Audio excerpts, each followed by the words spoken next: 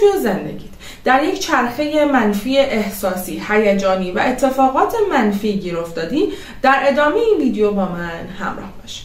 من فائزه نظافتم و قراره در این کانال و این اپیزودهایی که براتون تهیه میکنم مطالب مهمی همچون روانشناسی، عرفان، خودشناسی و هر آنچه که به آگاهی ما و رشد اون کمک میکنه بپردازم. انرژی های منفی که در زندگی ما گیر میفته و اجازه نمیده ما حال خوب داشته باشیم رو بهش میگن ماند. ماند معمولا به دو طریق در زندگی ما ایجاد میشه. در طریق اول وقتی که ما رفتار، افکار و اعمال منفی رو در طول گذر زندگیمون داریم و اونها رو سرکوب میکنیم، باعث این میشه که این انرژی های منفی در زندگی ما گسترده بشن و اجازه ندن ما اون حال خوب یا پیشرفتی که لازم داریم رو احساس بکنیم.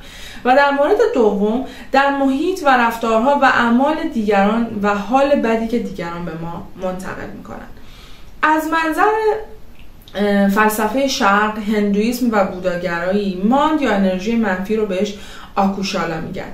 آلودگی های ذهنی که بر مبنای احساساتی همچون خشم، ترس، نگرانی ها، اضطراب ها، رفتارهای منفی همچون غیبت کردن، دروغ گفتن، پشت سر دیگران بد گفتن در زندگی ما ایجاد میشه.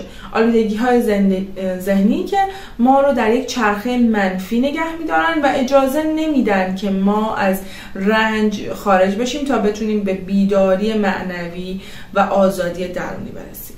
از منظر علم روانشناسی امروزه، انرژی های منفی که طولانی مدت در زندگی ما میمونن منجر به اضطراب، استرس مزمن و افسردگی میشن.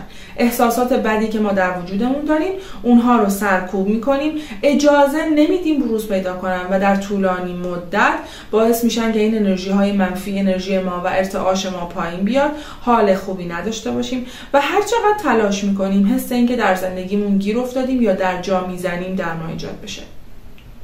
علم روانشناسی امروزی به انرژی منفی یا ماند به این شکل نگاه میکنه که افکار، هیجانات و باورهای منفی ما که حالا نسبت به دیگران یا خودمون داریم در وجود ما ماندگار میشن و باعث میشن که ما مداوم در چرخه افکار منفی گیر بیافتیم. از منظر علم روان تحلیلگری، پدر علم روانکاوی فروید میگه احساسات منفی ما ریشه در ناخودآگاه ما دارن. یعنی چی؟ یعنی که این احساسات منفی که در گذر زندگیمون از دیگران یا رفتارهای خودمون دریافت کردیم و اونها رو سرکوب کردیم در بدن و ذهن ما موندگار شدن و بعد خودشون رو به شکل اختلالات روانی یا شخصیتی به ما نشون میدن یا همچنین مشکلاتی که در زندگیمون برای ما اتفاق میفته.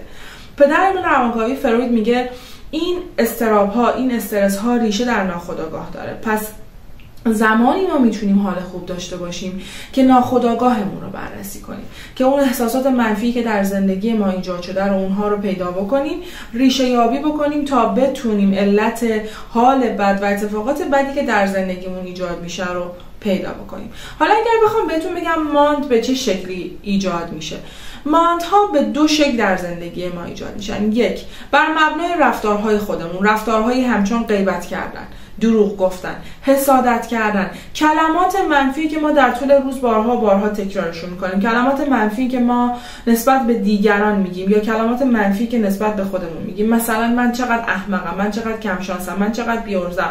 یا حتی وقتی تلفن رو برمی‌داریم و راجع به یک نفر دیگه شروع میکنیم به بدگویی، فلانی رو دیدی مثلا به فلان موقعیت رسید، اون پدرش دزد بوده، یا نمیدونم مثلا لایق این نیست. حتی افکار منفی که ممکنه راجع به دیگران داشته باشیم یا احساسات منفی که ممکنه راجع به دیگران داشته باشیم یا احساسات منفی که در مبنای رفتار دیگران بر خودمون باعث سرزنش ما میشه و ما خودمون رو سرزنش میکنیم و میگیم که چرا مثلا من عرضه ندارم توی موقعیت باشم.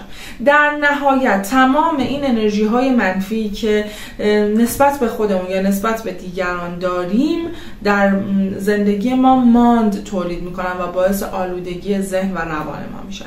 در حالت دوم، محیط و افراد منفی. وقتی مداوم شما پیج های اینستاگرامی دارید که افکار منفی دارن، اخبار منفی دارن، جنگ رو توضیح میدن، اتفاقات منفی رو توضیح میدن میگن شما باعث ایجاد ماند در ذهن و روانتون و در زندگیتون میشید. یا افرادی یا دوستان منفی که به محض اینکه تلفن رو برمی‌داری میگه سلام خوبین، وای فلان اینطوری شد، فلان اینطوری شد، وای من چقدر بدبختم، بچه‌م این کار کرد، همسرم این کار کرد. یا ممکنه این اعضای منفی افراد خانواده ما باشن. وقتی ما در معرض این اتفاقات منفی و اخبار منفی قرار میگیریم، در نهایت منجر به تولید ماند میشیم که یا اونها برای ما میشن که توی زندگی ما اثر میذاره.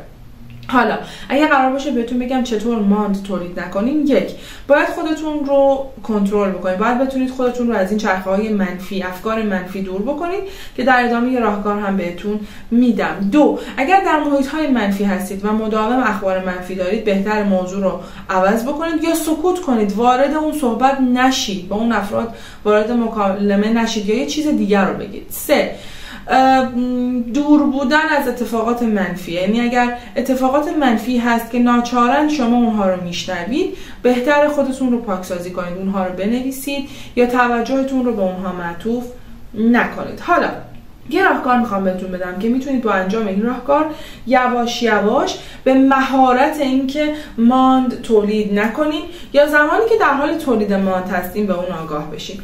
ازتون میخوام یه دفتر تهیه کنید. میتونید یه دفتری رو تهیه کنید به این شکل یا یک برگه برای خودتون بردارید. میتونید مثل این دفتر رو بذارید دفتر عشق یا دفتر دوست داشتن خود یا دفتر رهایی از آلودگی ها.